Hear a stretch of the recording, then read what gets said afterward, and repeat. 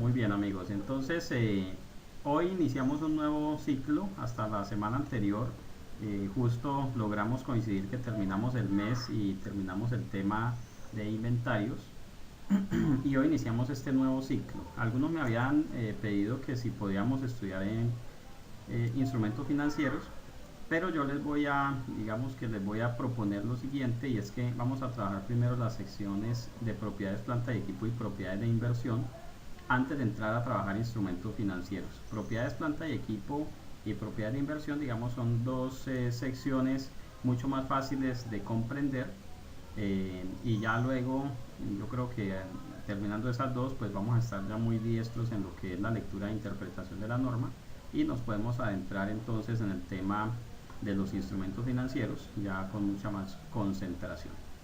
Bueno, entonces en ese orden de ideas, bueno, hoy tenemos dos nuevos participantes que son Gustavo y Lady. No se preocupen, Gustavo y Lady tal vez se sientan hoy un poco, como siempre cuando uno llega a un grupo nuevo se siente un poco extraño. Lo importante es que ustedes tengan a la mano por lo menos el material, la norma para pymes modelo 2015, que es la que hemos estado estudiando. Sí, puede ser, John. Si quieres les hacemos un examen, pero no a los nuevos. El examen, los nuevos le pueden hacer un examen a los viejos, más bien. Ay, sí, no, no. Bueno, entonces ustedes deben tener allá la norma. De todas maneras, como no vienen desde el inicio, en la primera sesión hicimos, dedicamos unas horitas a descargar la norma y explicarles de dónde y todo eso. Por lo pronto yo les voy a compartir la norma para pymes modelo 2015. Aquí les queda en el chat y la pueden descargar. Simplemente dan clic allí en el icono y allí pueden descargar la norma. Y solamente por hoy les voy a compartir material de formación de la sección 16, el training material de la sección 10, perdón, de la sección 17, propiedades, planta y equipo. Y ustedes deberán descargar el material de formación de las otras secciones. Yo a los nuevos les voy a compartir el video de la primera sesión, que fue por allá en el mes de mayo, junio, julio, en mayo, donde les doy instrucciones de cómo descargar el material, dónde encontrarlo, para que ustedes también estudien eso. Ustedes tienen que volverse diestros también en eso, en saber encontrar el material y saber estudiarlo, saber abordarlo. Entonces les voy a compartir ese primer video para que lo puedan tener. Muy bien.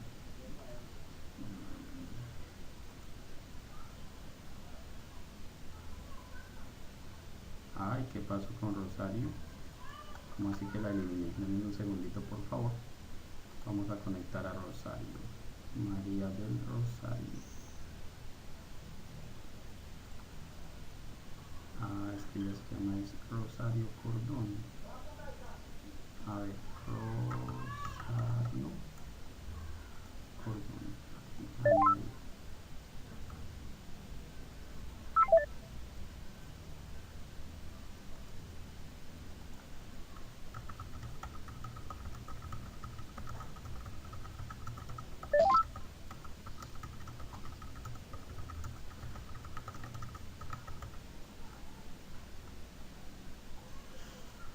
Permítanme. Digamos ya que añadir nuevamente. Añadir personas.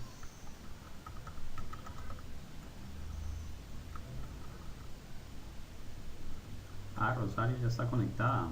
Hola Rosario, ¿me puedes escuchar? Perfecto. No sé por qué tengo dos usuarios tuyos, pero bueno, ya encontramos el que... Bueno, muy bien. Ahora sí, bienvenidos entonces. Yo creo que estamos listos para iniciar hoy este nuevo mes. Vamos a abordar la sección 17 de propiedades, planta y equipo. Una sección, es una de las secciones yo creo que es más sencillas de estudiar, por el tema de que la mayoría pues tenemos propiedades, planta y equipo en las empresas que manejamos. Yo sé que van a venir algunas secciones un poco más complejas, y eso va a ser natural, porque hay temas con los que uno no se familiariza si no lo maneja en la empresa. Por ejemplo, cuando estemos allá hablando de beneficios a empleados, en este conversatorio vamos a dedicarle tiempo y vamos a estudiar en profundidad la norma de beneficios a empleados, que en un diplomado uno no suele dedicarle mucho tiempo porque pues a la final en Colombia la mayoría de empresas solamente tienen beneficios de corto plazo y uno que otro beneficio por ahí de largo plazo, pero muy escaso, muy poquito. Entonces, en el tema de beneficios de empleados, en este conversatorio le vamos a dedicar tiempo porque recuerda que de este grupo van a salir los próximos grandes consultores de NIF de Colombia. Entonces usted tiene que saber esa norma de beneficio de empleados, aunque en las empresas no la maneje. Aquí sí vamos a desmenuzar. Así es, sí señor. Entonces, la de propiedades planta de equipo realmente es una norma fácil de entender porque, como le digo, estamos todos familiarizados con ella. Esa de beneficio de empleados iba a ser un poco dura, ¿sí? A mí todavía me da duro eso, imagínense, pero bueno, ahí la vamos dominando poquito a poco. No vamos a lograr ser actuarios, eso sí, pues yo no puedo enseñarle a ser actuarios porque yo no lo soy, pero por lo menos vamos a conocer los requerimientos normativos. Habrá algunos temas en los que tendremos que hacer ciertas suposiciones, pero vamos a comprender los requerimientos normativos de esa sección 28 de beneficio de empleados. En el tema de subvenciones del gobierno también, muchos de ustedes no tienen de eso en sus empresas, pero bueno, este conversatorio es para que se formen los nuevos consultores de NIF de Colombia, entonces vamos a hablar en profundidad de eso.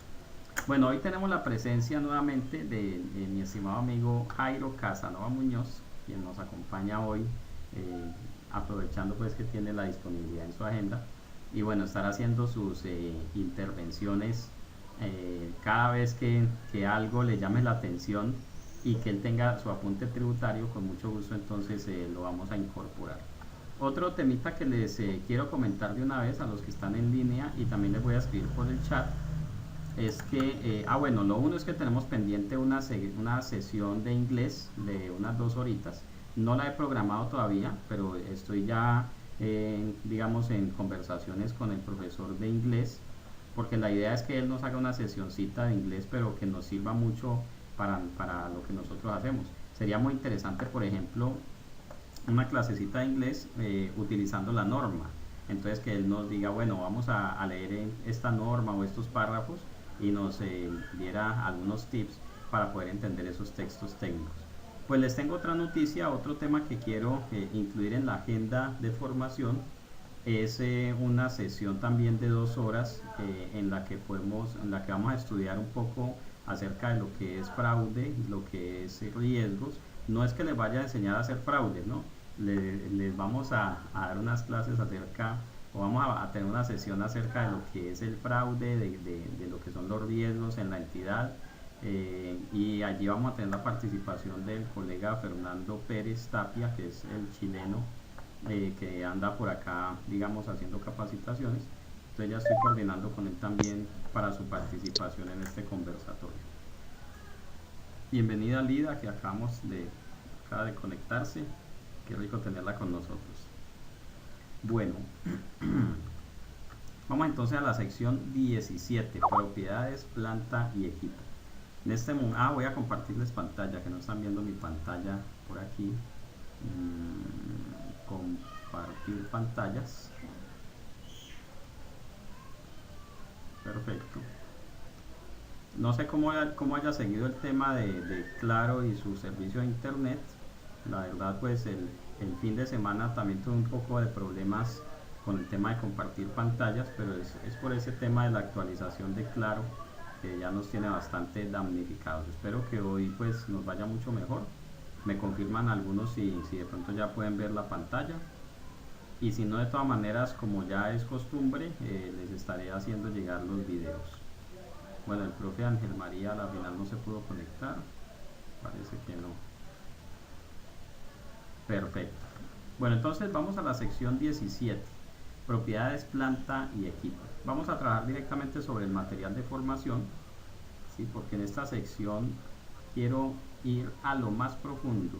Yo le comentaba a alguien, creo que esta mañana, yo nunca había estudiado tanto las NIF como lo he hecho en este conversatorio.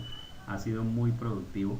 Alguien me preguntaba que cuánto dura este conversatorio.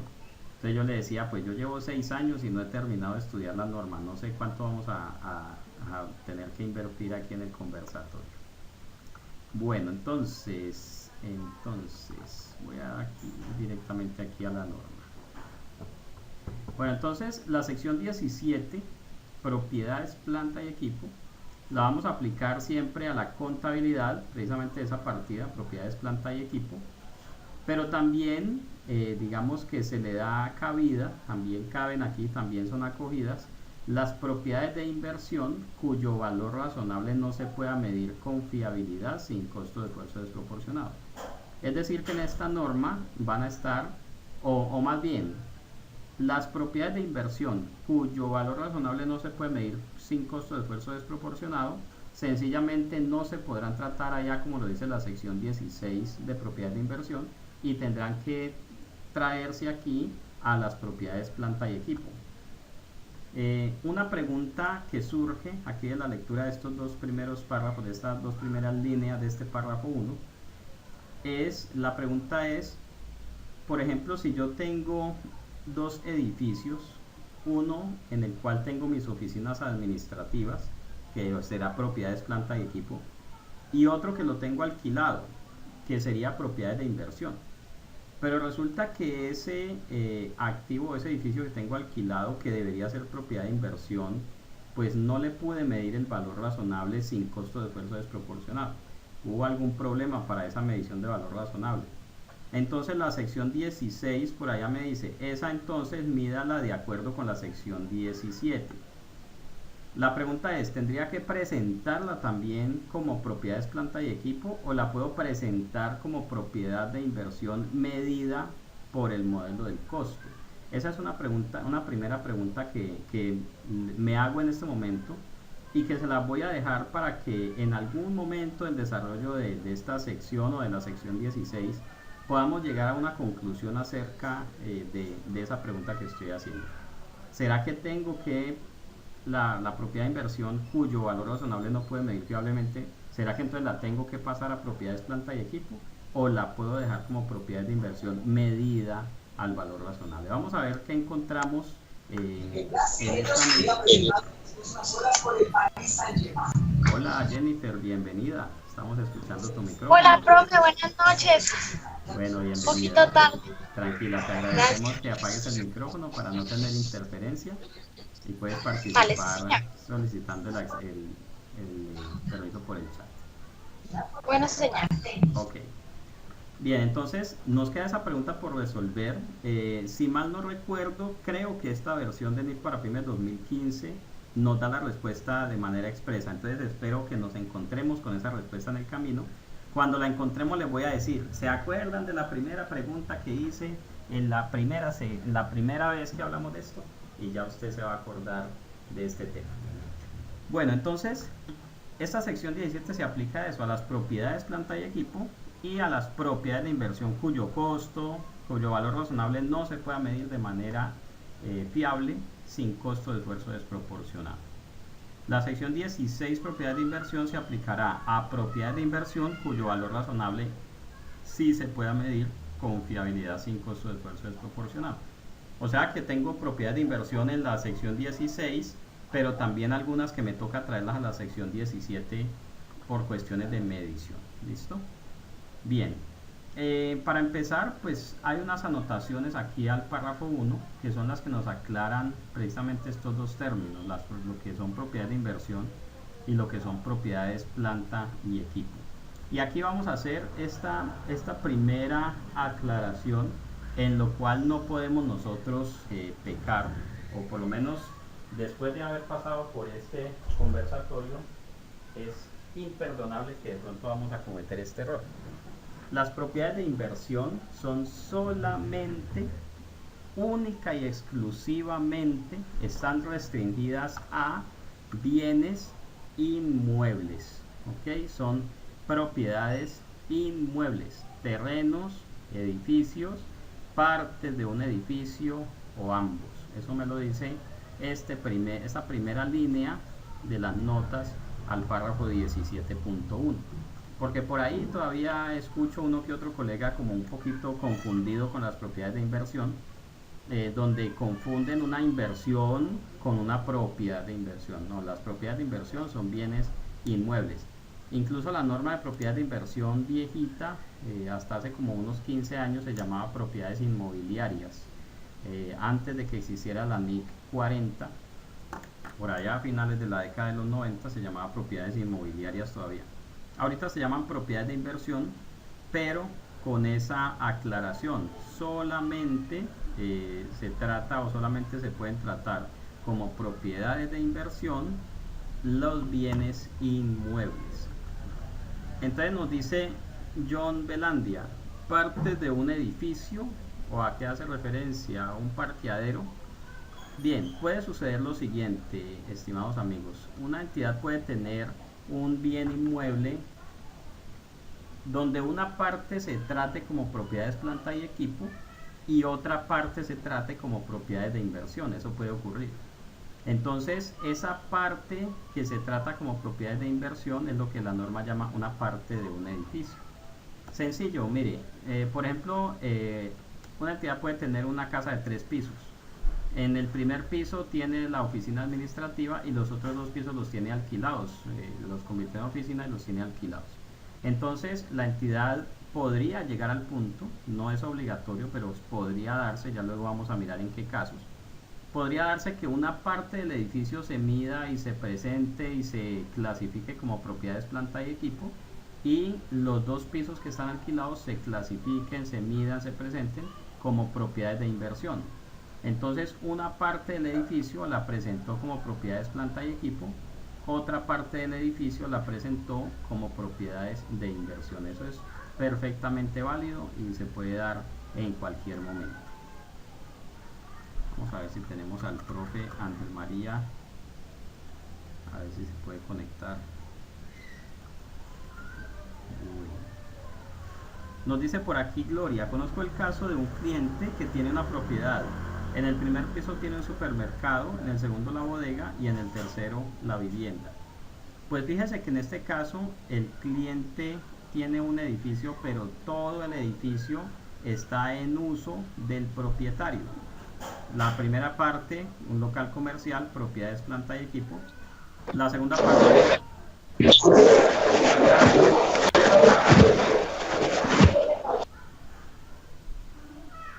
Profe Ángel María, buenas noches. Bueno, esperamos que se pueda conectar, profesor Ángel María. Si nos oye, bienvenido. Entonces, mire que el primer piso lo está utilizando como local comercial, el segundo piso lo está utilizando como bodega y el tercer piso lo está utilizando como vivienda. A la final, los tres, digamos los 3 pisos o las 3 partes del edificio están siendo utilizados por el dueño. Y una característica de las propiedades de inversión, bueno, démosle unos segunditos al profe a ver si se puede, si puedo organizar el tema de la conexión. Parece que estuviera conectado por el celular. Profe Ángel María, ¿nos escucha? ¿Nos puede escuchar?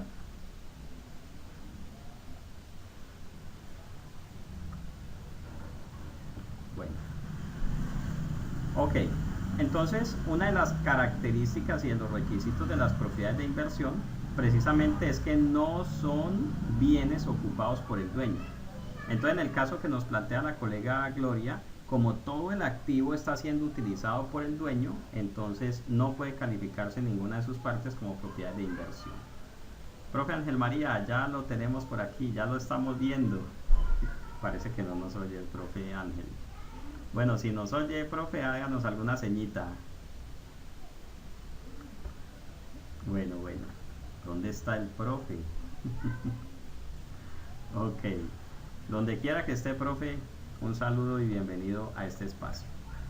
Ok, entonces nos aclara la norma en primer lugar eso. Las propiedades de inversión son propiedades, pero propiedades inmuebles. Propiedades inmuebles. Bueno, no sé qué fue lo último que dije.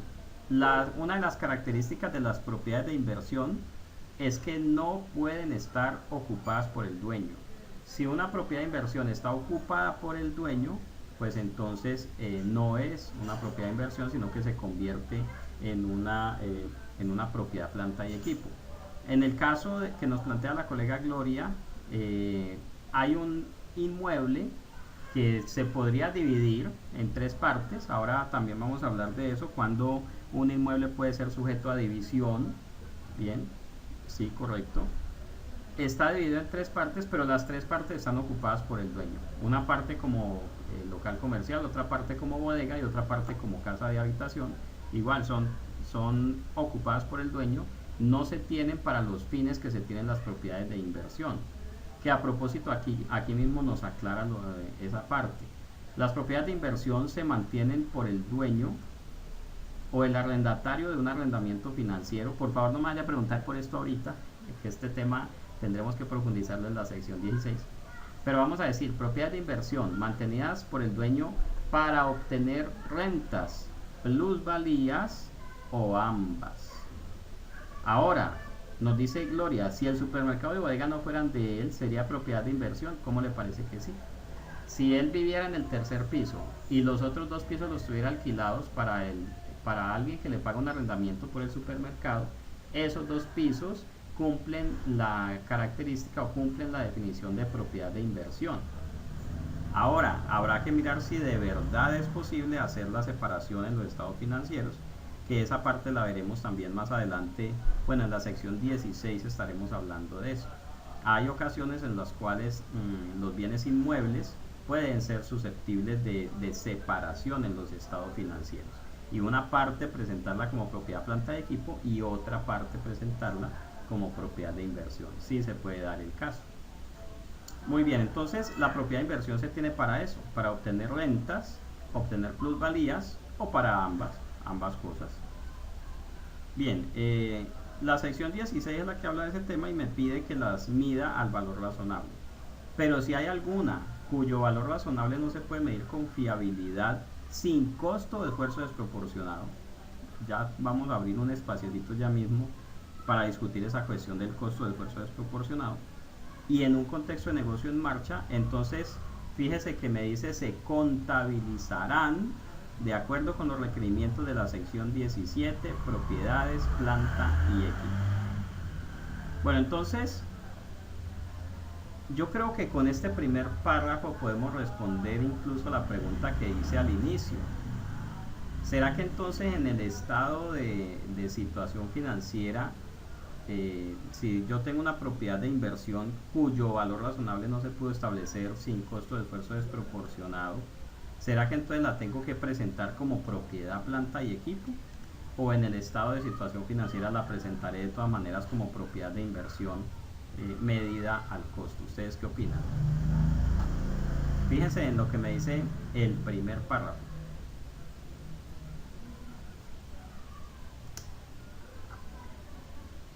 A ver qué nos dice por aquí Rosario. Entonces Rosario nos dice propiedades, planta y equipo.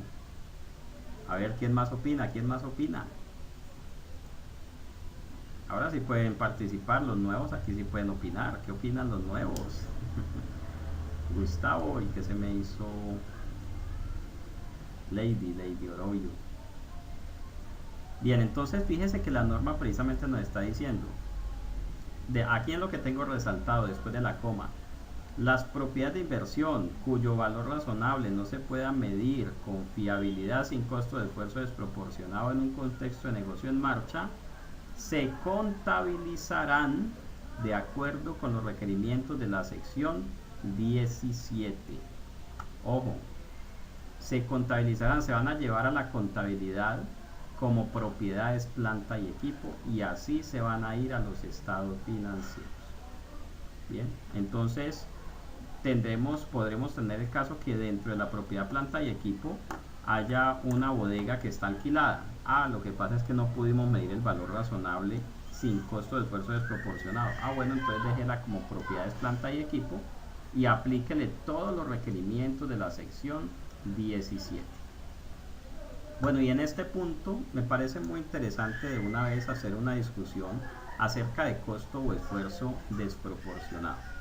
Ustedes han notado que la norma en algunas partes me dice, si esto no haga esto si esto conlleva un costo de esfuerzo desproporcionado, o esto solamente hágalo cuando no conlleve un costo de esfuerzo desproporcionado.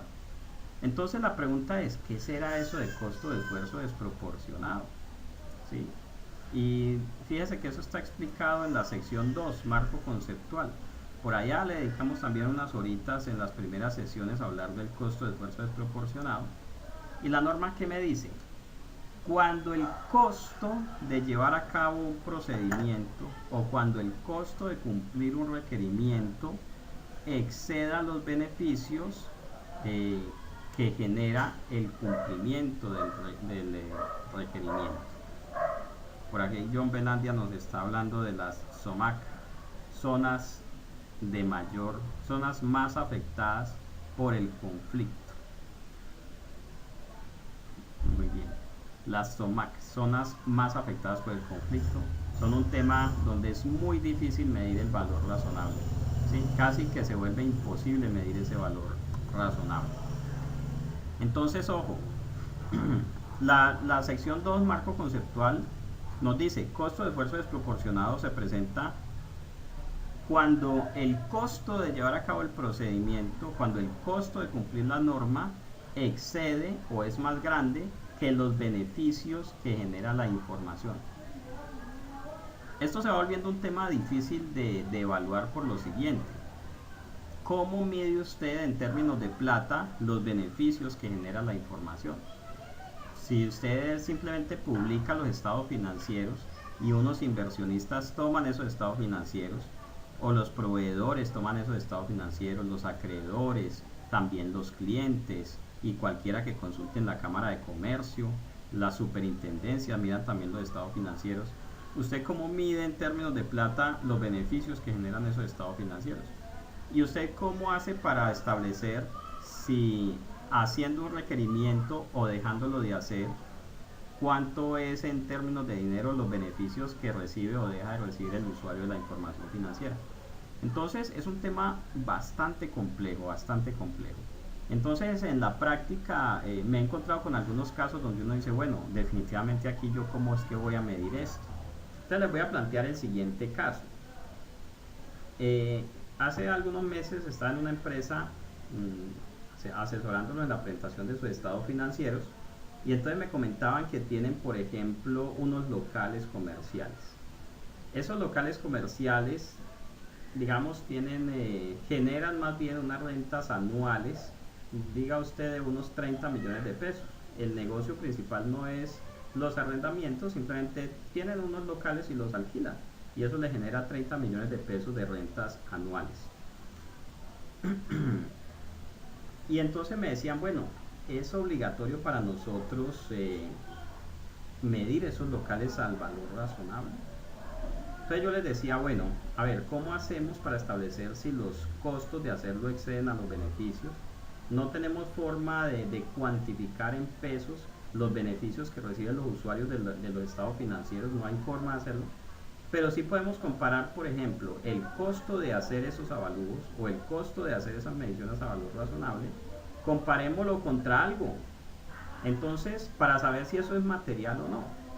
Entonces, en primera instancia les pregunté, bueno, ¿cuántos son sus utilidades anuales? Y entonces ellos me dijeron, bueno, las utilidades anuales antes de impuestos aquí en la empresa son de, diga usted, va a decir aquí, utilidades anuales, 350 millones de pesos.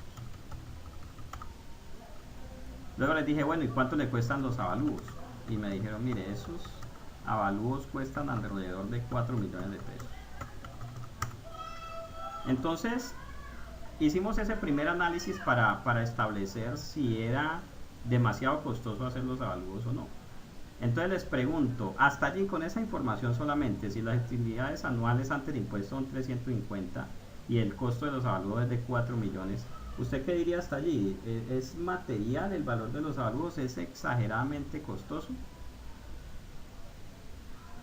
Entonces, digamos que hasta allí, supongo que todos vamos a estar de acuerdo en que no parece ser muy costoso hacer esos avalúos. Bien, con ese primer análisis, fíjese, con las utilidades antes de impuestos.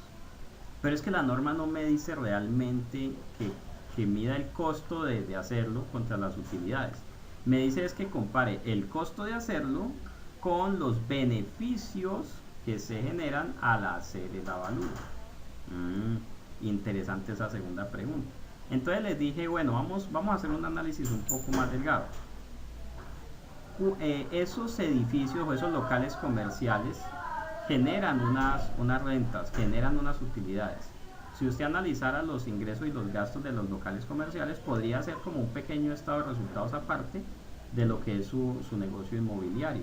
Es decir, los arrendamientos menos los costos, por ejemplo, de mantenimiento, reparaciones y lo que sea. Entonces le pregunté, ¿cuántos son las utilidades anuales que generan solamente los locales comerciales? Y entonces allí me dijeron, las utilidades de los locales comerciales llegan a ser alrededor de 18 millones anuales. Bueno, si les dije 30 al inicio, voy a ponerle un poquito más. De todas maneras, estoy modificando algunas cifras para proteger la identidad del donante. La utilidad de los locales comerciales al año son 25 millones. Ahora, el costo de los avalúos es de 4 millones. Y ahora vuelvo a hacerles la pregunta. ¿4 millones son importantes dentro de 25 millones? ¿O seguiremos pensando que no es material el valor o el costo de los avalúos? Bueno, ¿qué pasó? Opiniones. Entonces, fíjese que ahora, si hacemos el análisis solamente con las utilidades totales antes de impuestos, parece que el asunto no es material. Y diremos, bueno, cumplamos la norma, bien, porque no puedo decir que sea costoso. Pero luego cuando miramos realmente el costo, de hacer el avalúo, comparado con la renta que generan esos locales comerciales, pues entonces nos vamos a dar cuenta que es demasiado costoso. O sea, pongámonos en los zapatos del empresario. Suponga que usted es el dueño de esos locales comerciales y en el año eso le representa ingresos por 18 millones y viene aquí un contador a decirle que se tiene que gastar 4 millones de pesos en avalúos para que le digan cuánto valen sus locales comerciales. Entonces fíjese que si yo fuera el dueño de los locales, yo le diría, no, yo cómo me voy a gastar toda esa plata en avalúos en comparación con lo que me genera de rentas. No, ¿a dónde dice que eso es obligatorio?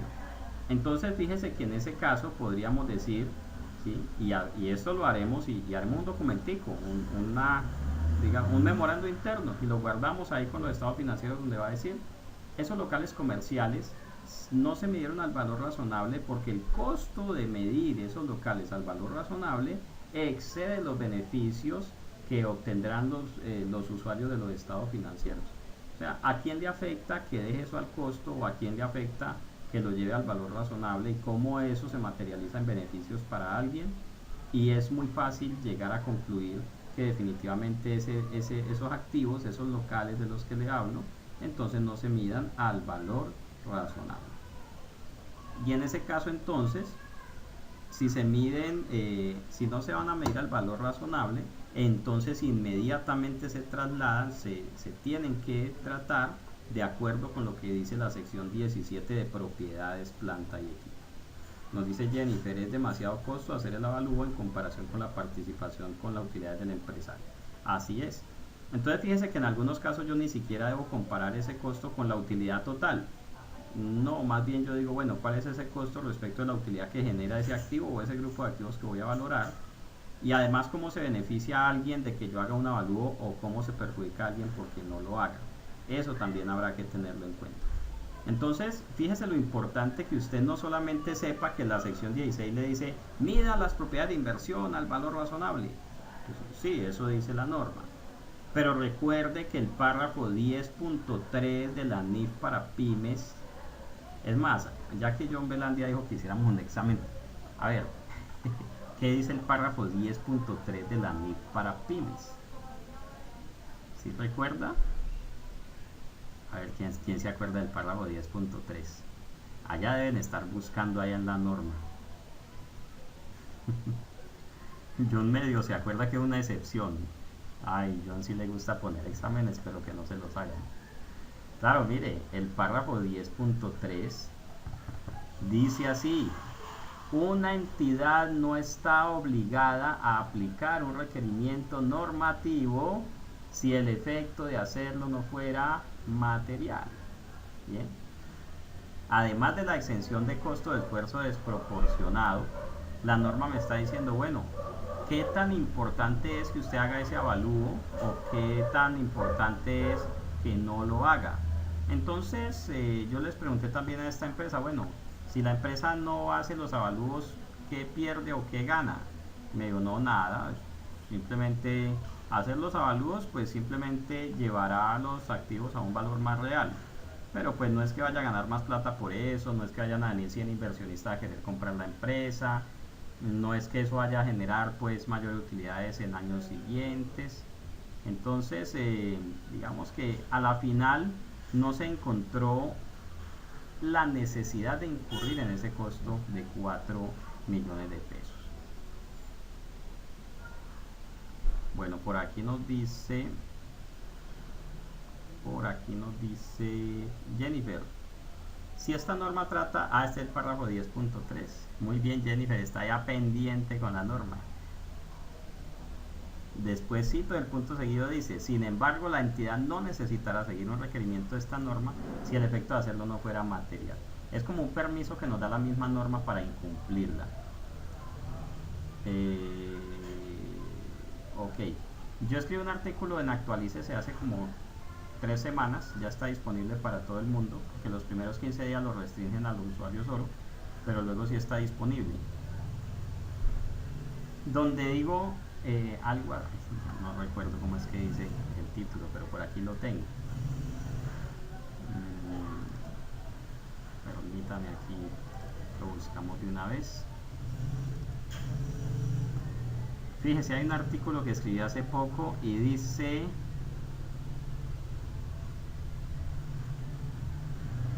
precisamente el título, no es obligatorio aplicar los estándares internacionales si el efecto de hacerlo no es material. Y en ese artículo hablo precisamente de ese tema. Muchas veces hay algunos requerimientos que se vuelven muy onerosos para unas empresas. ¿Bien? Entonces, la entidad tiene que mirar qué tan importante es ese procedimiento, o si sencillamente la entidad dice, no, eso no es material, entonces no lo hago, o bien si hay una exención de costo de esfuerzo desproporcionado, como en este caso. En el caso de las propiedades de inversión, también puedo argumentar eso. La norma me permite que si es demasiado costoso, entonces no lo haga. Ojo que la exención de costo de esfuerzo desproporcionado se puede utilizar solamente en los casos en los cuales la norma lo permite o lo establece. No se puede utilizar por analogía a otras partidas. O sea, usted no puede estar diciendo a toda hora, ay, no, esto no lo hago porque es muy costoso o es un esfuerzo desproporcionado. Solamente para los casos en los cuales la norma lo menciona de manera expresa, como esta. Bien, entonces propiedades de inversión se miden al valor razonable, a menos que hacer eso sea demasiado costoso o requiera un esfuerzo desproporcionado. Voy a ponerles un caso práctico y de la vida real de lo que es costo de esfuerzo desproporcionado. Ustedes han visto que hoy en día las empresas de chance o las empresas de apuestas han evolucionado y se han convertido en centros de servicio. Entonces, en las empresas de chance ya la gente no solamente va a hacer el chance o la apuesta, sino que también van a pagar servicios, van a hacer giros, van a pagar el conversatorio, los que todavía no han pagado, van a reclamar giros, van a pagar la factura de Avon, ¿sí? Todo eso lo hacen en estas empresas de chance. Pues resulta que una empresa de chance en una ciudad como Cali puede tener 800 puntos, 800 cajas, en cada punto hay una caja, entonces 800 cajas. Entonces imagínese que usted sea la empresa de chance, ay, no se me vayan a poner delicados porque les cobre, ¿no? Es que aquí una colega, cuando dije eso, como que se le cayó la llamada. A ver, volvamos a conectar. Tranquilos, que ustedes saben que yo les doy una semanita ahí de plazo. Entonces, ahora piense que ustedes, por ejemplo, usted es el tesorero de la empresa de apuestas, entonces usted responde por los dineros de la empresa de apuestas. Entonces tiene 800 cajas y en las 800 cajas tiene saldo de caja, los recaudos del día, bien, y quedan unos fondos ahí en la caja. Todos no mandan la plata todos los días porque es totalmente imposible recoger toda esa plata todos los días al final del día. Entonces las empresas de chance, ¿qué hacen? Simplemente llegó la hora del cierre, pues ahí quedó una platica y se deja ahí hasta el otro día en una cajita fuerte.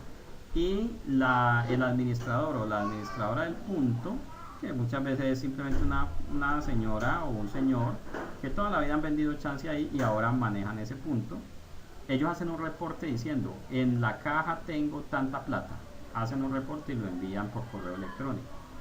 Entonces yo le pregunto a usted póngase en los zapatos del tesorero de estas empresas. Usted es el tesorero y tiene 800 cajas. Las 800 cajas le reportan a usted los saldos todos los días, pero se lo reportan vía correo electrónico. O sea, ellos mismos cuentan la plata y le dicen a usted cuánto tiene. Entonces al final del día, que tiene, haga de cuenta un listado de Excel con 800 cajas, saldos y saldos y saldos, y al final un total. Le pregunto, ¿usted confía en esa cifra que le están reportando los mismos cajeros?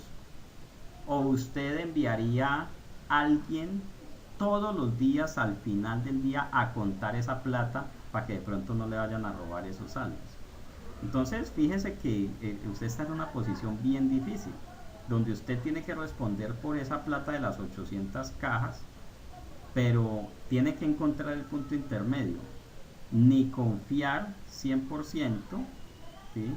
Ni tampoco mandar a alguien a que haga arqueo de caja a las 800 cajas. Imagine cuántas personas necesita usted para hacer 800 arqueos de caja.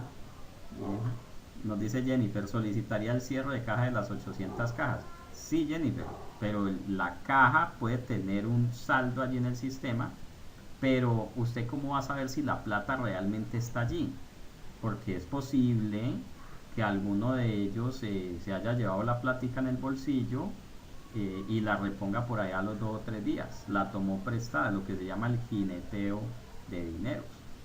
Bien, entonces es imposible, y mire, para hacer 800 arqueos de caja todos los días a las 9 de la noche, pues hombre, digamos que una misma persona podría hacer 3 o 4 arqueos entre las 9 y las 10, por decir algo.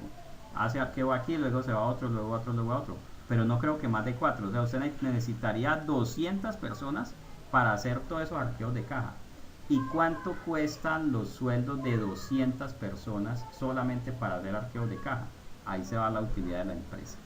Entonces, aunque realmente uno sí debería ir y contar la plata uno mismo, pues es demasiado costoso hacer eso.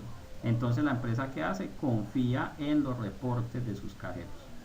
¿Ok? Ahí tiene un margen de riesgo, pero es un margen de riesgo con el que tiene que convivir, porque es absolutamente imposible hacer los 800 arqueos todos los días. Ahora, ¿qué hace la empresa?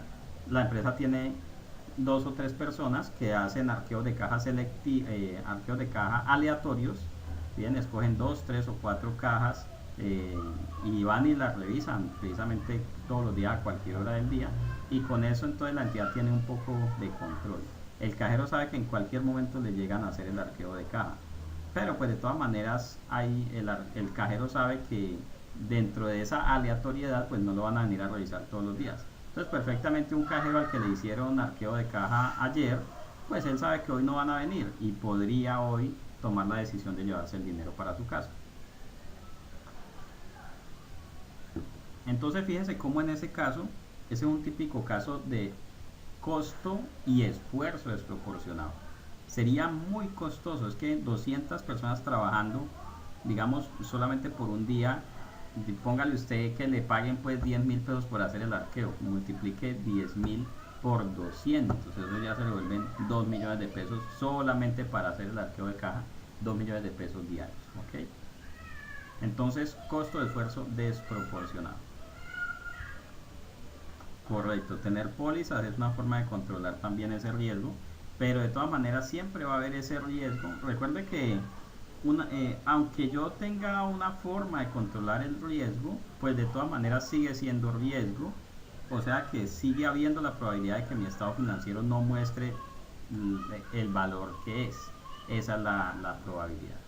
En alguna ocasión también estaba en una empresa que comercializa motopartes, repuestos para motocicletas.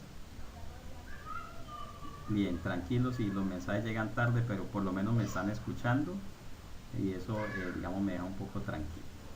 Bien, entonces, en alguna ocasión estaba en una comercializadora de motopartes y tenían unos inventarios, diga usted, de alrededor de unos 200 millones de pesos era su nivel de inventarios.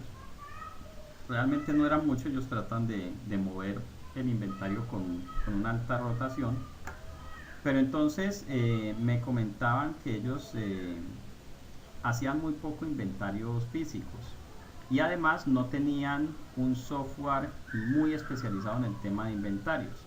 Ellos hacían mucho control manual de los inventarios, casi que trabajaban a punta de papelitos, digamos que casi, y no estoy muy lejos, hacían tarjeticas de Cardex por cada unidad, hacía mano, pues, y a lápiz. Eso es algo totalmente obsoleto. Entonces yo le decía al gerente de esta empresa, aunque yo iba en calidad de auditor, y yo le decía, bueno, y usted cómo puede estar seguro de que su inventario no se le pierden. Y él me decía, mire, yo sé que en este negocio hay un margen de pérdida de inventarios. Yo sé que puedo perder en el año más o menos unos 20 millones de pesos de inventarios. Yo sé que los puedo perder, ya sea porque me los roben o ya sea porque no diligenciaron algún formato o porque los despacharon y se nos pasó a hacer la factura. Yo sé que convivo con ese riesgo. Y él me decía, son 20 millones de pesos al año, lo tenía calculado. O sea, él hacía inventario físico al fin de año y sabía que más o menos tenía una diferencia de 20 millones en el inventario. Pero él me decía, lo que pasa es que un módulo para manejar estos inventarios en los niveles que yo manejo, no solamente por el saldo de inventario, sino por el inventario que entra y sale, y por la cantidad de órdenes de pedido y por la cantidad de ítems de inventario que maneja, él me decía, un módulo de inventarios, yo ya lo averigüé y me cuesta el más barato 200 millones de pesos. Entonces él me decía, yo no le voy a invertir 200 millones de pesos a un software para ahorrarme 20 millones de pesos al año. O sea, me demoraría 10 años en recuperar la inversión que le hago al software. Mire cómo piensa el empresario. Él sabe que parte de su inventario se le pierden. Él sabe que se le pierden 20 millones de pesos de inventarios en el año. Y es totalmente consciente de ello.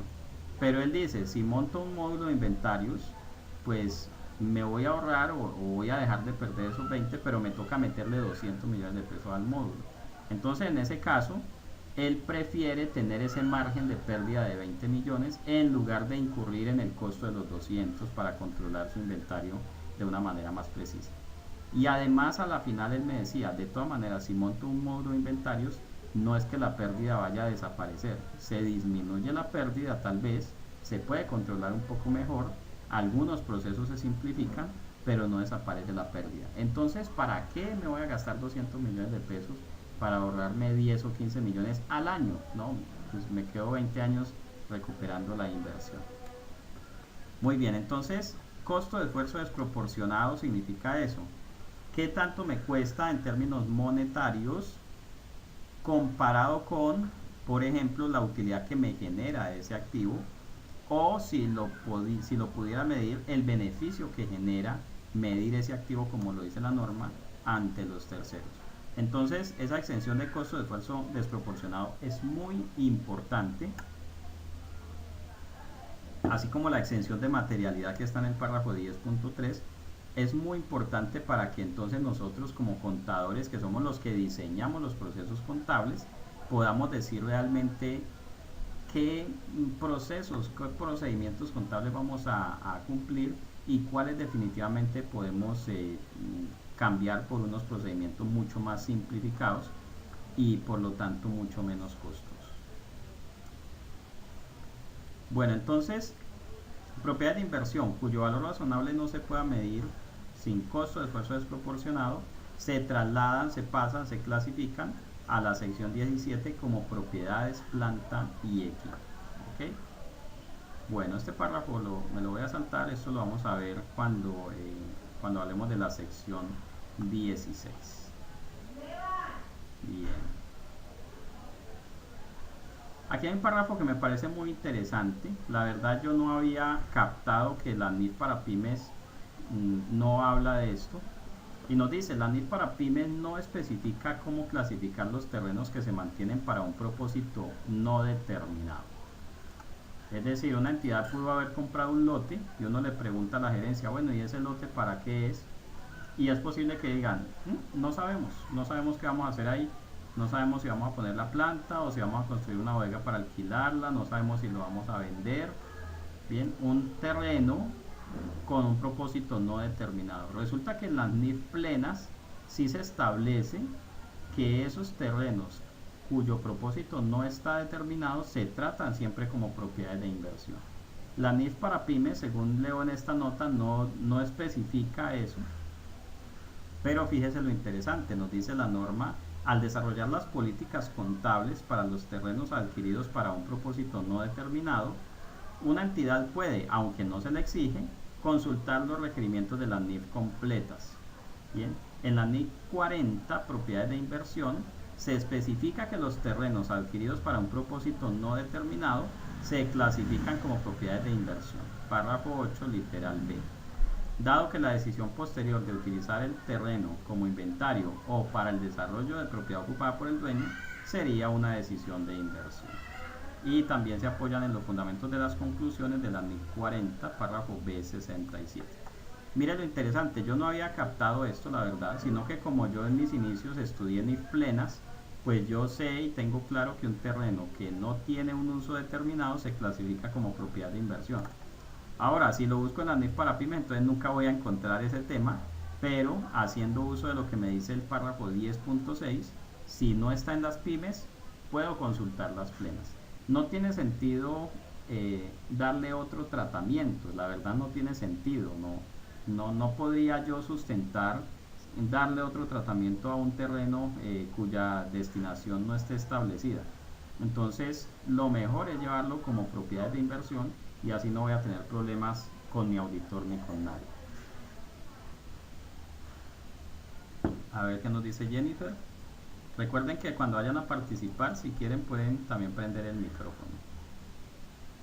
Profe, es bueno hacer el paradero de propiedad, planta y equipo. ¿Cuáles? Y propiedades de inversión. ¿Cómo así? No te entendí, Jennifer.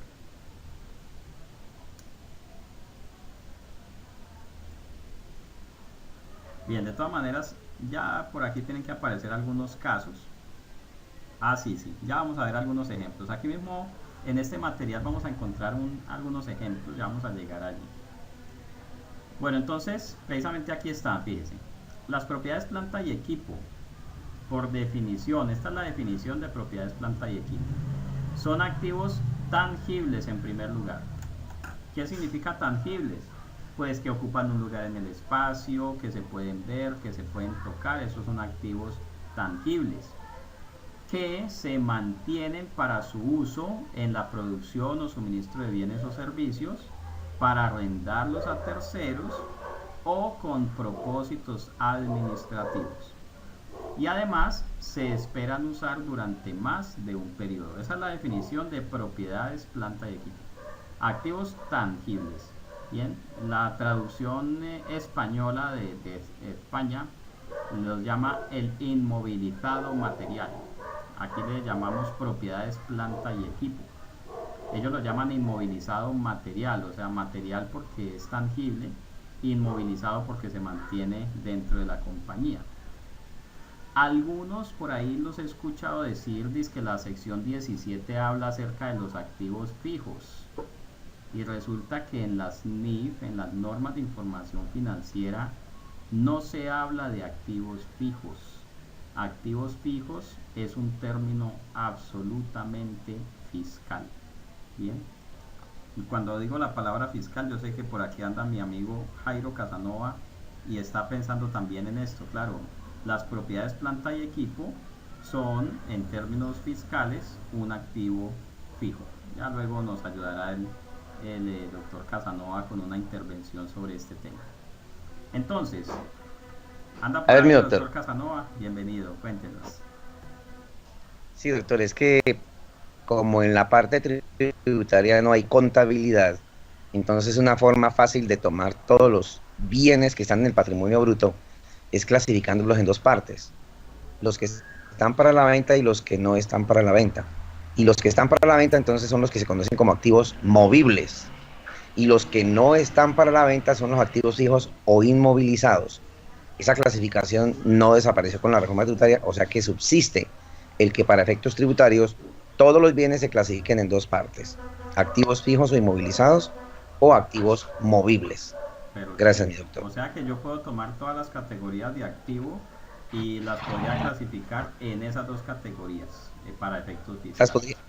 No, Las tengo. las podría no, doctor. Las clasifica el derecho tributario de esa manera. Ah, perfecto. Muchas gracias, doctor Casanova. Ok. Bien, entonces las propiedades planta de equipo son uno de esos activos que se clasificarían para efectos fiscales como activos fijos o inmovilizados. Pero tenga en cuenta eso, el término activo fijo es un término netamente fiscal. Bien, netamente fiscal. Entonces, para que también, como ya usted, digamos, está pasando por este conversatorio de profundización, ya usted no va a incurrir en ese error de llamarle a las propiedades planta de equipo activos fijos, sino como su nombre lo indica, propiedades planta y equipo. Bien, algunos me dicen es que hay la cuenta 15 de activos fijos, y no, la cuenta 15 no se llama activos fijos. En el plan de cuentas comercial, incluso si usted la mira, se llamaban es propiedades planta y equipo, y no tiene por qué llamarse activos fijos, porque esa es una categoría que agrupa, además de las propiedades planta y equipo, otros activos como los intangibles. Incluso haciendo la clasificación que nos habla el doctor Casanova, las propiedades de inversión también serían propiedades, activos fijos. Los activos biológicos como las plantaciones también serían activos fijos. Me quedaría la duda, me gustaría que el doctor Casanova nos comentara si yo tengo ganado, el ganado se clasificaría como activo fijo o como activo movible, teniendo en cuenta pues que hay un ganado que yo lo tengo para engordarlo y venderlo, hay unas vacas que las tengo durante varios años para cría. ¿Cómo clasificaría esos activos, doctor Casanova?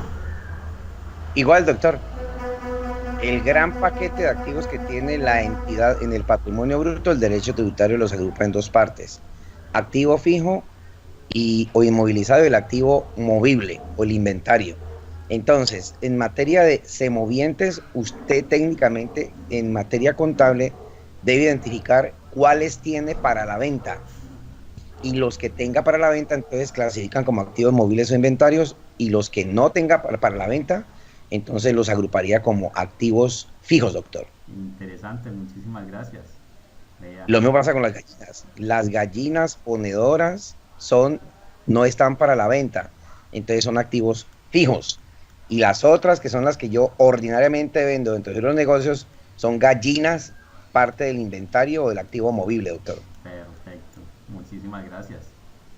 Bien, entonces, ojo, y además, por aquí nos dice la colega Gloria, es el símil de llevarlo como activos corrientes en el caso de los que no son para la venta. Eh, a ver. No, doctor, es que en materia tributaria no se habla de activos corrientes ni activos no corrientes. En los dos grandes grupos que les acabo de mencionar, es que el derecho tributario los clasifica en activos fijos o inmovilizados o en activos móviles o inventarios. Allá en derecho tributario no existe la categorización de activos corrientes. Así es. ¿Listo, doctor? Bueno, muchas gracias. Claro, y tiene mucha razón porque, por ejemplo, la cartera, usted puede tener cartera corriente y no corriente, puede tener inversiones corrientes y no corrientes, ¿sí? Pero para efectos fiscales simplemente se clasificarán como fijos o como movibles. Bueno, entonces, por aquí nos dice John Belandia que cuando dice arrendarlo se refiere a muebles. Sí, claro, hay entidades que tienen bienes muebles para arrendar, como por ejemplo las empresas de renting de autos, o las empresas que alquilan maquinaria, entonces tienen propiedades planta de equipo que se tienen para arrendar.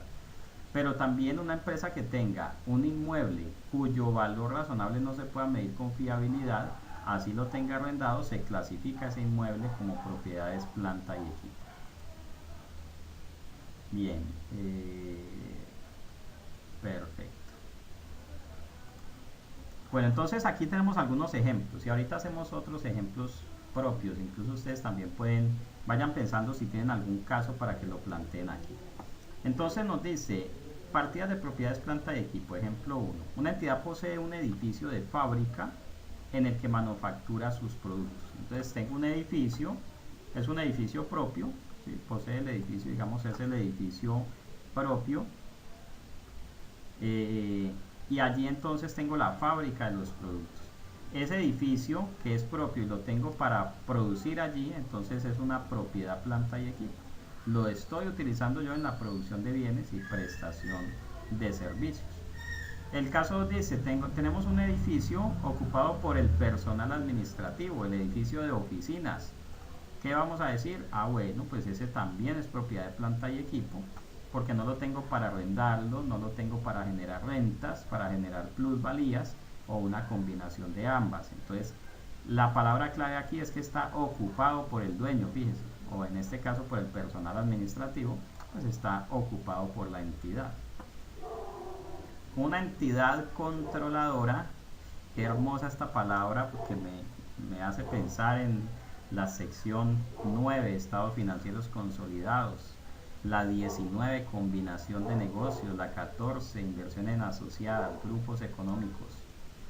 Ese tema de grupos económicos es un tema muy interesante, que también tal vez nosotros muchas veces no nos familiarizamos con ello, pues porque en las pymes, en las empresas pequeñas y medianas no hay pues mucho tema de grupos económicos, pero sí que le vamos a sacar gusto a esas secciones de grupos económicos. Fíjense lo que pasa en este caso, una entidad controladora, o sea, una entidad que es la que controla, como su nombre lo indica, un grupo económico, mantiene un edificio para obtener rentas bajo un arrendamiento operativo, pero fíjese quién es el arrendatario, una subsidiaria, una entidad controlada por esta otra. La subsidiaria utiliza el activo como un establecimiento minorista para sus productos. Y es más, voy a taparles aquí, voy a dejarlo ahí tapadito. Entonces fíjese lo que ocurre.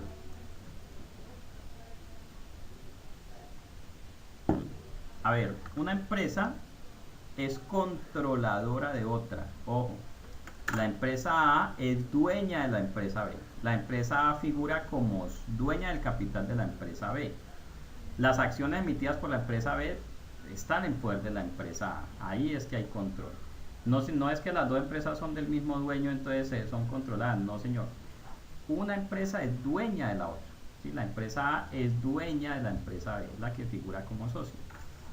La empresa A tiene un edificio y se lo alquila a la empresa B. Entonces le pregunto, en los estados financieros de la empresa A, que es la controladora y es la dueña del edificio, en sus estados financieros ese edificio, ¿cómo se clasifica? ¿Será propiedad de inversión o será propiedad, planta y equipo? ¿Qué opinan ustedes?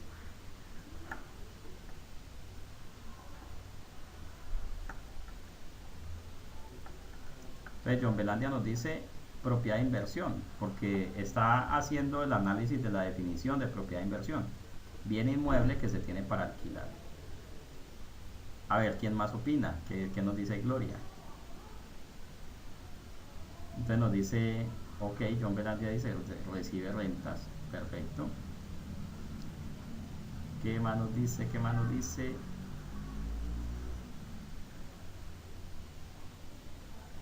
Lo usufructúa, dice Jennifer. Gloria dice propiedad, planta de equipo, porque la subsidiaria es del mismo grupo económico. Entonces fíjese que Gloria ya ha ido un pasito más adelante. Lida Cruz dice propiedad, planta y equipo. Entonces fíjese lo que ocurre, y eso lo vamos a ver cuando hablemos de grupos económicos. En ese tema también vamos a estar, mejor dicho, eso es un mundo aparte. Resulta que cuando hablamos de una empresa controlante, resulta que los estados financieros principales de una empresa controlante son los estados financieros consolidados, no los estados financieros separados. Los consolidados son los importantes. Entonces, cuando usted lee la norma y se la va a aplicar a una empresa controlante o a un grupo económico, usted tiene que entender la norma aplicándola a los estados financieros consolidados. ¿Ok? Entonces, fíjese, cuando la matriz y la subsidiaria, la matriz es dueña del activo, la subsidiaria le paga un arriendo, pero cuando se consolidan los estados financieros, significa que presentan los estados financieros de las dos como si fueran una sola. Y en ese orden de ideas, cuando yo convierto eso en un solo estado financiero, se convierte en un activo utilizado por el dueño. O sea, la mamá y la hija se vuelven una sola. Entonces, allí ya la controlante no puede decir que tiene una propiedad de inversión. ¿Por qué? Pues porque ya ella no es solita, sino que es un grupo económico. Entonces, lo que interpretaríamos de la situación es así. El grupo económico tiene un activo y el grupo económico utiliza el activo. Aunque legalmente el propietario sea A y el arrendatario sea B y tengan un contrato de arrendamiento y todo eso. Al final, como dice Gloria Vargas, al final, que la vida sigue igual, son una sola entidad. Entonces se convierte en un activo utilizado por el dueño y no en una propiedad de inversión. Ahora, Doctor, cuéntenos, doctor Casanova, claro que sí. doctor, la palabra usufructuar en el lenguaje común da una idea, pero en el derecho tributario tiene una idea muy precisa, porque el usufructo es el derecho que yo adquiero sobre un inmueble en dos de las tres calidades que le permiten a uno ser propietario. Uno es propietario de un bien cuando tiene tres derechos: el derecho a usar, el derecho a percibir las rentas y el derecho a vender. Esos dos primeros que acabo de mencionar, yo los puedo vender, y ahí es cuando yo cedo el usufructo, y es un derecho tributario, tiene una especificación, una connotación muy particular, porque hay reglas para determinar el usufructo. De ahí que la palabra usufructo, al menos acá en el derecho tributario, tiene una connotación muy particular, y es que el dueño de un bien mueble o inmueble puede ser titular solo del derecho a usar y a rentar, y no ser dueño del tercer derecho, que es el derecho a vender. Y lo que es el derecho del usar y el derecho a rentar tiene reglas específicas en el estatuto tributario. Perfecto. Muchas gracias, doctor Casanova, por la aclaración. A propósito, como mencioné el tema de grupos económicos, le voy a hacer aquí una pregunta al doctor Casanova. Si la tributación en Colombia va en camino hacia una tributación consolidada o todavía tenemos en un horizonte cercano una tributación individual. No, doctor, con la reforma tributaria se habla de, para el manejo de la parte tributaria, Ajá. lo mismo que se manejan las NIF, que son las combinaciones de negocios, doctor. O sea, con la ley 1819 se hablan de reglas acerca de lo que son las combinaciones de negocio. O sea, lo que es la fusión, toda esa parte que maneja el derecho comercial, ya en el derecho tributario está contemplado con sus reglas propias. Bien, pero si no hubo fusión, sino que hay una situación de control, pero las empresas siguen siendo personas jurídicas independientes, siguen tributando por separado. Doctor, si yo soy dueño de una empresa o tengo acciones, si en las NIF me permiten el método de participación, eso que muestra el estado financiero acerca de lo que es mi crecimiento en la inversión de lo que tengo en otra empresa, eso lo maneja, por ejemplo, por el método de participación, la norma contable en materia de NIF u otro método de valoración. Y acá en materia tributaria, doctor, hay reglas particulares, porque mientras que en el método de valoración mi inversión crece en la medida en que la empresa donde tengo las acciones crecen, acá en derecho tributario hay reglas particulares para decir cuándo usted tiene, por ejemplo, derecho a los dividendos. O sea que son dos reglas distintas, doctor. Ah, sí, perfecto. Ahora recuerdo el artículo 28 que habla de ese tema. Pero de Sí, todas maneras la sí. declaración de renta es separada para la matriz y para la controlada. Son dos. Cada una declara con su propio NIF. Ok, perfecto. Si siguen tributando por separado. No hay, Sí. no hay por ahora una tributación consolidada. No. Perfecto. Bueno, muchas gracias, doctor. Bueno, entonces, a ver, Vamos a ver qué nos dice ahora sí la norma. Vamos a ver si la norma dice lo mismo que dije yo. Y si no, pues de pronto es que IASB haya cometido algún error. En los estados financieros consolidados de la entidad controladora, ¿sí? Fíjese, cuando hay dos empresas y la una controla a la otra, entonces en primer lugar tenemos que hablar de estados financieros consolidados. El edificio se clasifica como una partida de propiedades, planta y equipo, que es precisamente lo que les mencionaba. Tales estados presentan a la entidad controladora y a la subsidiaria como una única entidad. La entidad consolidada utiliza el edificio para suministro de bienes durante más de un periodo contable. Entonces, claro, cuando hablamos de grupo económico donde están las dos empresas como si fueran una sola, pues ahí el activo se convirtió en un activo utilizado por el dueño. El grupo económico es dueño de un activo utilizado por el mismo grupo económico, por eso en el consolidado aparecerá como propiedades, planta y equipo. Mientras que en los estados financieros separados de la entidad controladora, que además de consolidar, la controladora, por lo menos en Colombia, está obligada a presentar estados financieros separados también, el edificio se clasifica como propiedades de inversión. Entonces, los primeros que me respondieron propiedad de inversión, digamos, tienen la razón, pero solamente en relación con los estados financieros separados. Cuando se consolida, inmediatamente la partida se convierte en una propiedad, planta y equipo, porque es una partida utilizada por el mismo grupo económico. Bien, entonces en los separados, no se preocupe por esto lo vamos a ver después, cuando hablemos de grupos económicos, hablaremos de estados financieros consolidados y separados. Entonces en los separados sí es propiedad de inversión, en los consolidados es una propiedad, planta y equipo. Bien, pero también aquí cabe la exención. Sin embargo, si el valor razonable de la propiedad de inversión no puede medirse de forma fiable sin costo de esfuerzo desproporcionado y en un contexto de negocio en marcha, entonces la entidad controladora de todas maneras la contabilizará como propiedades, planta y equipo, de acuerdo con la sección 17. Entonces queda el asunto así: en los separados es propiedad, planta y equipo, en los consolidados es propiedad de inversión. Pero si no puedo medir el valor razonable sin costo de esfuerzo desproporcionado, bueno, entonces de todas maneras se queda como propiedad, planta y equipo. Nos dice John, pero entonces solo es en el consolidado que lo presento como propiedad, planta y equipo. Fíjese que ahí viene el dilema contable. ¿Qué hacer contablemente? Porque de todas formas, aunque hay algunos colegas que dicen que no, pues yo sí recomiendo que haya una cuenta separada para las propiedades de inversión y una cuenta separada para las propiedades, planta y equipo. Entonces usted está en su día a día trabajando, ¿sí? Aunque yo sé que usted no digita, pero pues su equipo de trabajo está digitando ahí juiciosos, y entonces hay una compra de un edificio en los estados financieros de la matriz y el edificio será utilizado por una subsidiaria, o viceversa. También se puede presentar al contrario, que la subsidiaria sea la dueña del edificio pero sea utilizado por la matriz. Pero entonces en el día a día hay que contabilizar eso en alguna parte. Entonces alguien dirá, bueno, pues como las contabilidades son separadas, pues entonces voy a contabilizarlo como va en el estado financiero separado.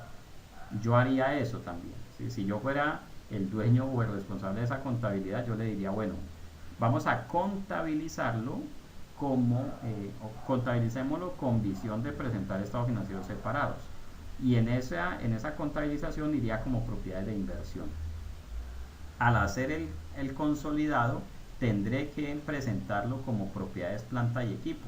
Entonces, no sé si por ejemplo me inventaría un tema de cuentas de orden, donde yo pueda ir llevando los registros de ese mismo edificio como propiedad de inversión, para que al final del año simplemente sea quitar los registros que tengo como propiedad, planta y como propiedad de inversión, perdón, e incluir los registros que tengo como propiedad, planta y equipo. Algo como eso tendremos que desarrollar en la técnica contable, pero fíjese que ese ya es un rollo netamente contable, ¿sí? Y por eso las NIF no son contabilidad, ¿sí? Las NIF son las normas que se tienen que respetar para llevar o para presentar información financiera ante terceros. El tema de cómo llevar la contabilidad tiene que estar pensado para eso, para satisfacer esas necesidades de información. Entonces, yo llevaría la contabilidad como estado financiero separado y al fin de año hago la consolidación, que a la final es más fácil partir del separado y sacar luego el consolidado que al contrario, ¿sí? Nadie se va a poner a llevar en el día a día una contabilidad consolidada, porque eso significaría que la matriz tendría que registrar absolutamente todos los hechos económicos que afecten, no solamente su contabilidad como matriz, sino la contabilidad de todo el grupo económico. Nadie se va a poner a hacer eso. O sea que en la práctica la contabilidad la vamos a llevar separada. Además, muy importante también, porque como nos aclaraba el doctor Casanova, la tributación es separada. Entonces, yo como me voy a poner a llevar una contabilidad consolidada, luego cómo hago para sacar los datos separados de allí. Entonces la llevo separada y al fin del año, cuando vaya a consolidar, pues entonces hago el procedimiento de consolidación que me dice la sección número 9. ¿Bien? O al menos eso es lo que yo haría si fuera el responsable del proceso contable de esta entidad. Muy bien. No sé si alguien tiene algún caso, con mucho gusto puede plantearlo. ¿Sí? Claro que sí, como dice Jennifer, cuando consolide, traslada la cuenta o incluso lo puede hacer de manera extracontable, la consolidación como siempre se ha hecho, porque de todas maneras los libros de contabilidad en Colombia pues se van a seguir llevando separados. Leila tiene una pregunta. Ese sí, profe, significa que tiene alguna pregunta. Hola, profe, buenas noches. Hola, buenas noches. No, un caso. Ah, bueno, Un caso, cuéntanos. tengo un cliente que compró una casa Sí, y en una parte adaptó sus oficinas, ¿cierto? Toda la parte administrativa, y en el otro lado hizo un local y atrás hizo como otra oficina. sí. Entonces se encarga desde el arrendamiento. Ujú. Sería el caso pues propio para propiedades de inversión, creería yo, en la parte normal, aunque está todo el compendio, ¿no? Está la casa, pero pues obviamente lo que hizo fue separar y dejar un local como tal, que lo tiene inclusive arrendado, Sí. y la parte de atrás dejó adaptada otra oficina. Ah, bueno, entonces ahorita más adelante vamos a ver en qué casos entonces se hace la separación del inmueble para presentar una parte como propiedades, planta de equipo y otra como propiedades de inversión. Porque aunque digamos en una aplicación estricta de la norma, siendo pues exegéticos con la norma, diciendo eso se tiene que aplicar al pie de la letra, entonces habría que hacer la separación. Pero en la práctica, la norma también me dice esa separación solamente se da cuando se cumplan unas condiciones. Por ejemplo, cuando cada una de las partes tenga un valor razonable separado. Bienvenido, Juan Guillermo, buenas noches, estamos escuchando tu micrófono.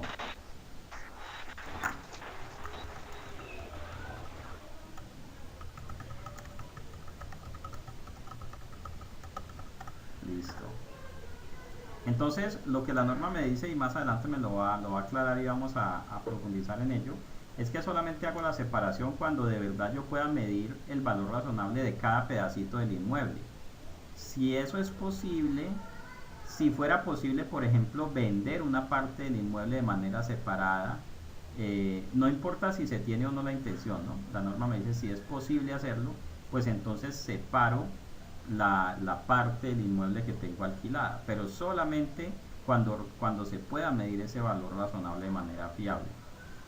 Bien, en el caso si es una casa propiamente, pues puede llegar a ser muy complejo, porque pues separar una casa en propiedad horizontal puede llegar a ser muy costoso y en la práctica puede ser imposible, o hacer una valoración a valor razonable de un pedacito de la casa también puede ser bastante complejo. Entonces luego miraremos algunos ejemplos de cuándo se puede hacer esto o cuando simplemente hay que dejar todo el activo en una sola parte. Mi doctor, Cuéntenos, doctor Casanova. Sí, señor. en la parte tributaria, si bien es cierto que las empresas declaran por su propio NID, a pesar de que una tenga más del 50% del capital de la otra, en la exógena sí se tienen que presentar los estados financieros consolidados y ahí sí surge la figura de agrupar, por ejemplo, las partidas del grupo del activo corriente. No me diga, Dios mío Sí, bendito. doctor. y la DIAN está cruzando contra las cámaras de comercio la información de los controlantes y todas las informaciones que tienen que presentar en Cámara de Comercio cuando son grupos empresariales, doctor. Y eso lo controlan por la exógena. Uy, bueno, ahí tienen pues mis estimados amigos. Ya, bueno, yo veo por ahí ya más de uno como preocupado. Bueno, muchas gracias, doctor, por la participación. Ok. Bueno, vamos al siguiente caso. Vea, una entidad tiene una flota de vehículos de motor, tiene unos carros. Los vehículos son utilizados por el personal de ventas en el desempeño de sus tareas.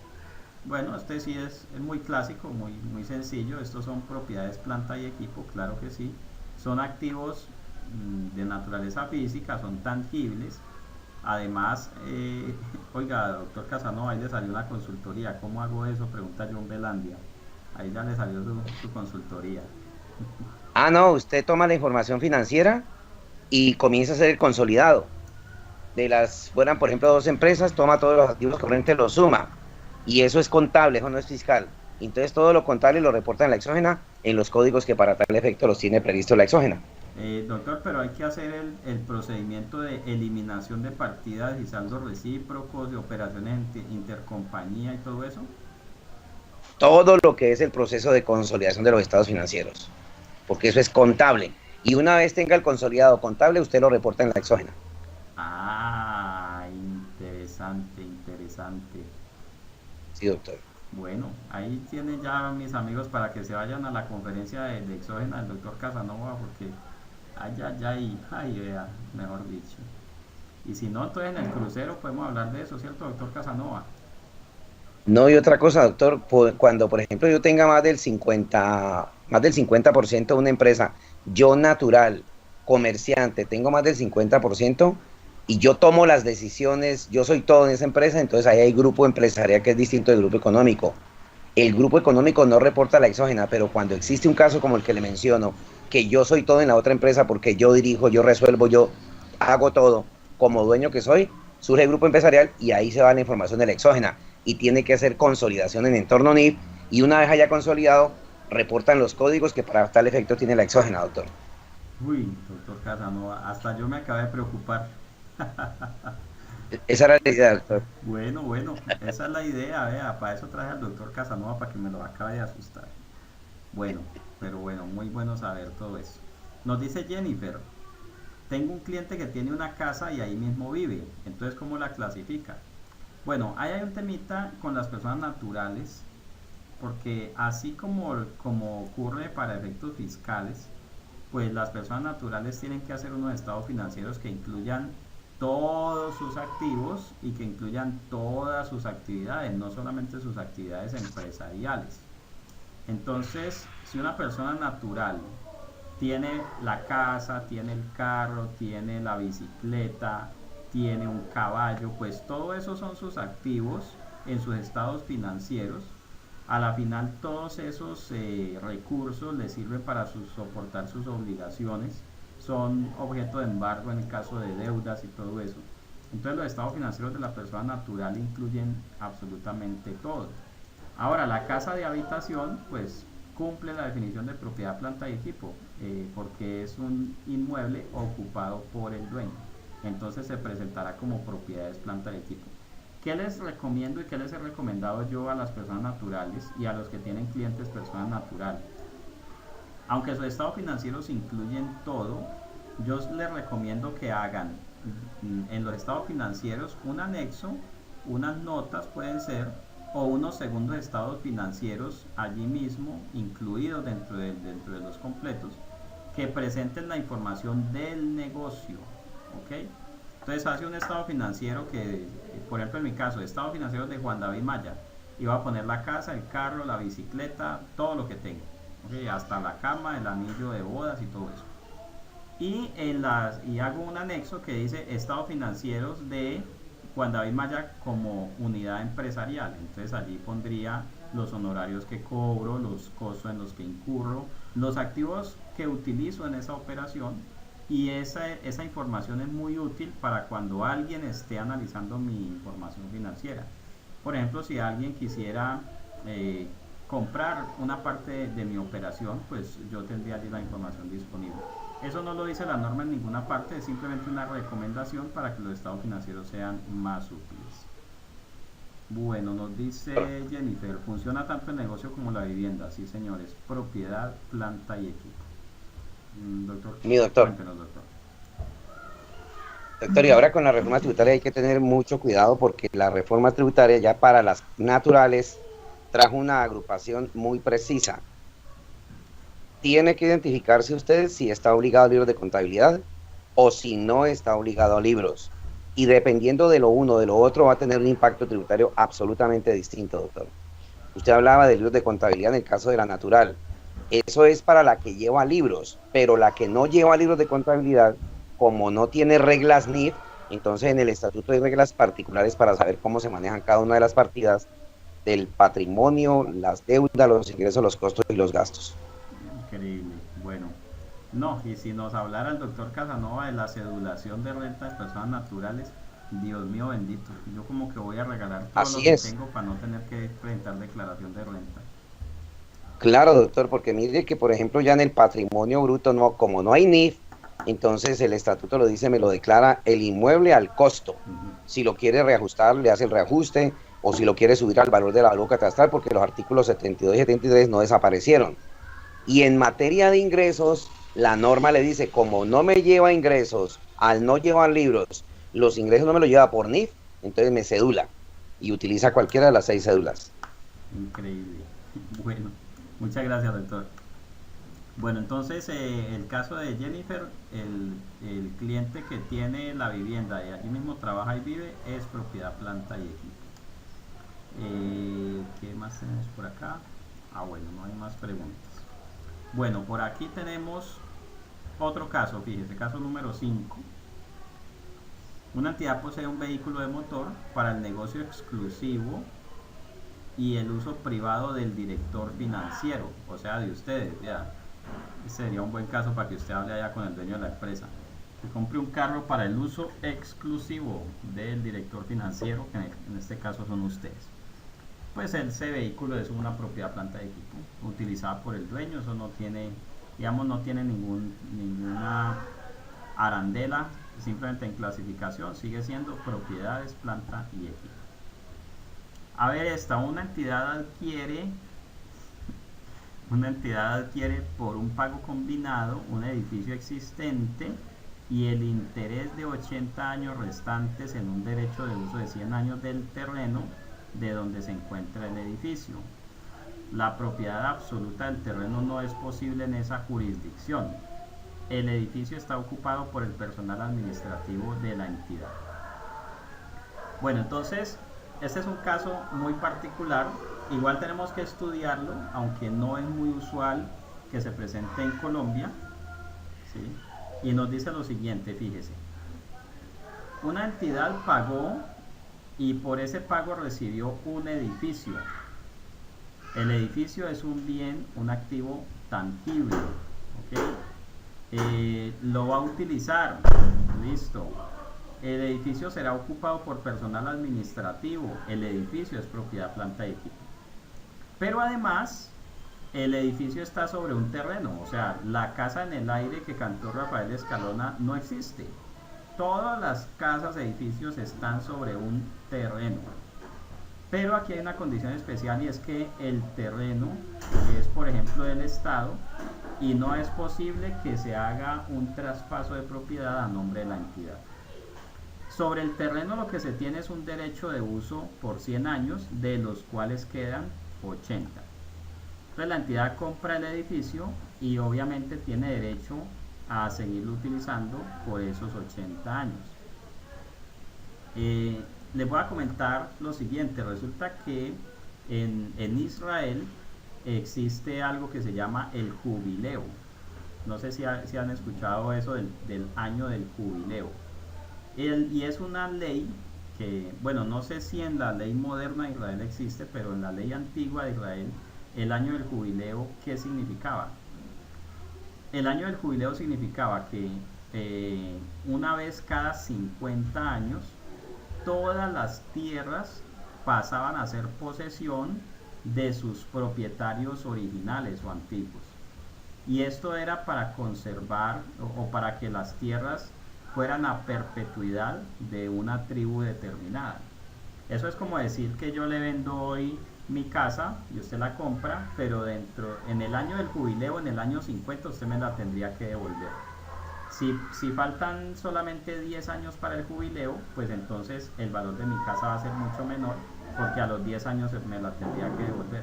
O sea, en la ley antigua del pueblo de Israel no existía la tradición de inmuebles de manera definitiva.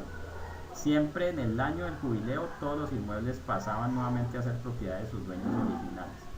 Entonces, yo estuve estudiando ese caso precisamente a raíz de este tipo de ejemplos que me plantea la NIC para pymes. Yo inmediatamente me acordé de la ley antigua de Israel y dije, claro, si eso ocurre, entonces uno no es dueño del terreno, sino que tiene un derecho de uso del terreno durante esos 50 años. Y obviamente el edificio, cuando se cumpla el plazo que tengo para usar el terreno, pues el edificio tampoco lo podré usar. O sea que la vida útil del edificio en este caso se restringe máximo a los 80 años que faltan para tener que entregar ese terreno. Bueno, entonces en este caso, cuéntenos, mi estimado doctor. Doctor, eso en Colombia sí pasa en el sector cooperativo, en donde la cooperativa es la dueña del inmueble. Y cada apartamento cuando se vende, como la cooperativa es dueña del inmueble, entonces la cooperativa, al ser dueña del inmueble, lo que hace es que transfiere al comprador el derecho a vivir en él, pero jamás adquiere la titularidad de la propiedad. Ah, ok. Sí, sí, conozco también algunos temas eso tiene un nombre especial. ¿Cómo se llama eso? Sí, en Cali, en la cooperativa Fundadores, está ahí en la Guadalupe, doctor. En la Guadalupe, esa cooperativa se maneja de esa manera. Ellos jamás venden los inmuebles. sí. Se vende es un derecho de uso, porque la cooperativa es la dueña de todos los inmuebles. Perfecto. ¿Y esos derechos de uso expiran en algún momento o son a perpetuidad? No, porque yo lo puedo comprar a perpetuidad y el derecho de uso mío se puede trasladar a la siguiente generación. Pero jamás, o sea, no son dueños de los apartamentos, porque la dueña es la cooperativa y lo que sea, como es una cooperativa, yo entro a ser socio de esa cooperativa comprando el derecho de uso de la tecnología, doctor. O sea que eso es inembargable para la persona natural. No, doctor, embargable sí es, porque yo le embargo el derecho de uso y yo lo puedo hacer lanzar de ahí y yo, demandante, me puedo ir a vivir allá. Si usted no me paga, es embargable, doctor. Vea, interesante. Pero entonces cuando adquiero eso, estoy adquiriendo el derecho a usar ese activo.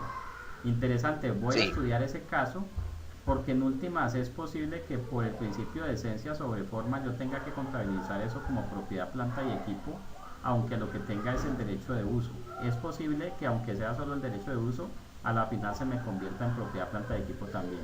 Voy a estudiarlo y me gustaría que lo discutiéramos ya por acá en el privado y miremos entonces qué tratamiento le podríamos dar. Okay. Bueno, entonces por acá nos dice Jennifer, lo que hace Ecopetrol con los terrenos donde explotan los pozos. Perfectos. Supongo que habrá algún modelo de contratación en la cual la entidad exploradora paga por explorar una cierta cantidad de años y luego simplemente se retira. En ese caso no está comprando el terreno, sino que tiene el derecho de uso de ese terreno. Y entonces habrá que contabilizar esto como un intangible en lugar de decir propiedad, planta, equipo, terrenos.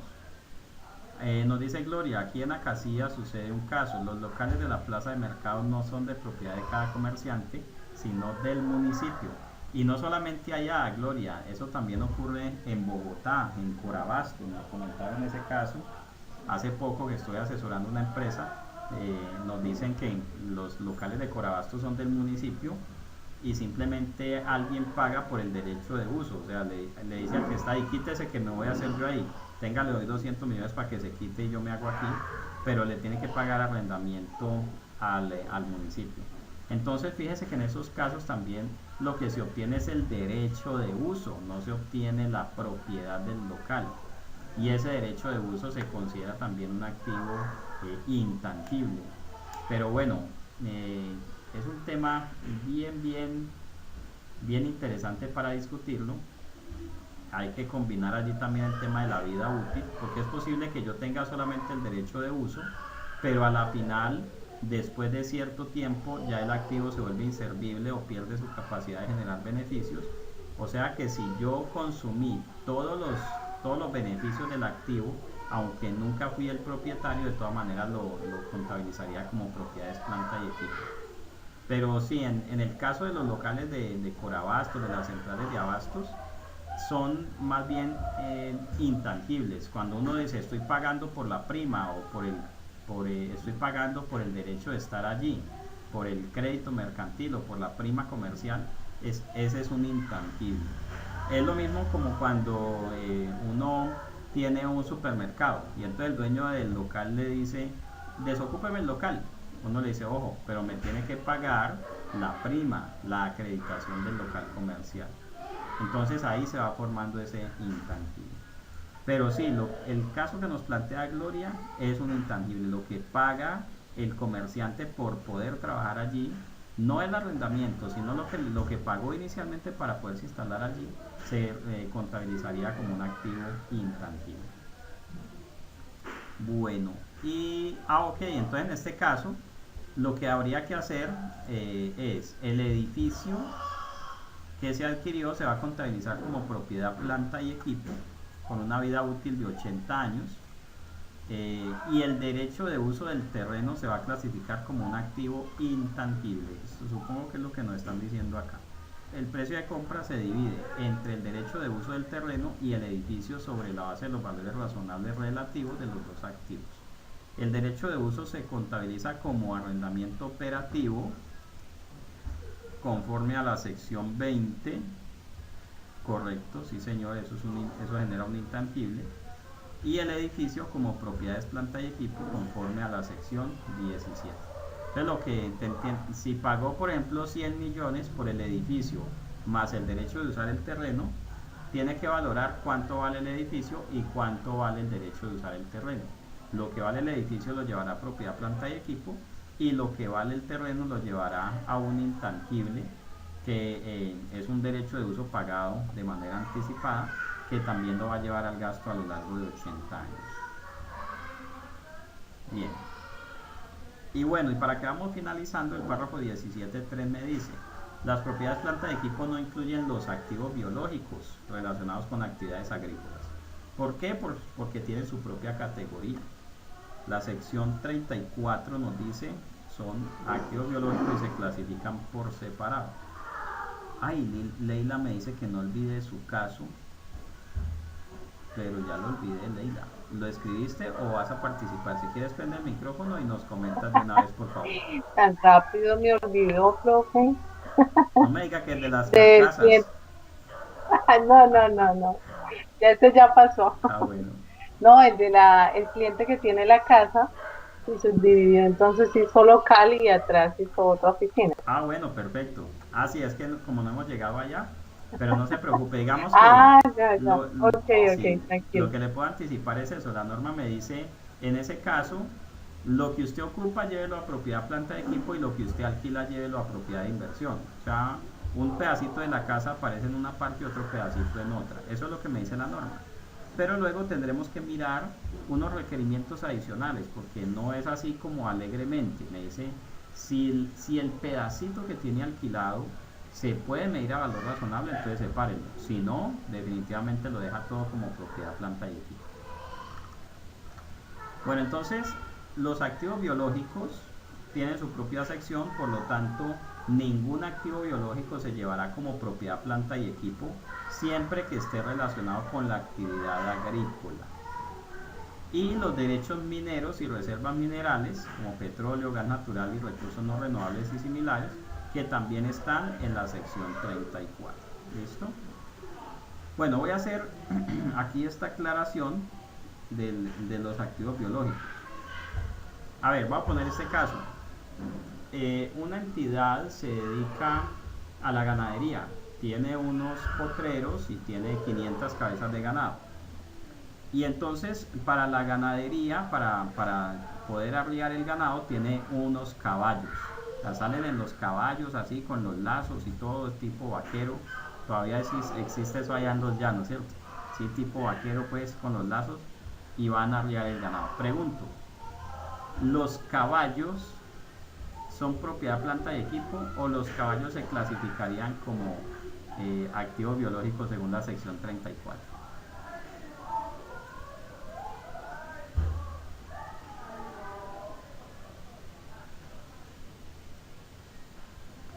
Bien, entonces, aunque no hemos hablado de la sección 34, simplemente les anticipo esto. Los activos biológicos de la sección 34 son solamente aquellos que se tienen para hacerlos crecer y engordar y después venderlos o sacrificarlos. Como el caballo no lo tengo para hacerlo crecer y engordar y venderlo gordo, ni el caballo lo tengo para luego sacrificarlo, ni para comérmelo, ¿sí? Al menos aquí en Colombia, o bueno, eso dicen, no, pues no sé si uno coma carne de caballo, pero el caballo no lo tengo para eso, el caballo lo tengo para utilizarlo en mis actividades empresariales, ¿sí? Haga de cuenta que tiene una moto, pues, pero no es moto y no caballo, usa el caballo para ir y arriar el ganado. Entonces, en esos términos, ese caballo es equivalente a un vehículo y se va a llevar como propiedades, planta y equipo, ¿listo? Distinto si digo tengo unas vacas lecheras. Esas vacas sí las tengo para extraer de ellas lo que se llama un producto agrícola. Entonces esas vacas lecheras no son propiedad, planta y equipo, son activos biológicos en el alcance de la sección 34. ¿Listo? Bueno, mis amigos, quiero saber si hay alguna pregunta adicional o alguna intervención que quieran hacer, y si no, entonces para que vamos dando por terminada nuestra sección de hoy.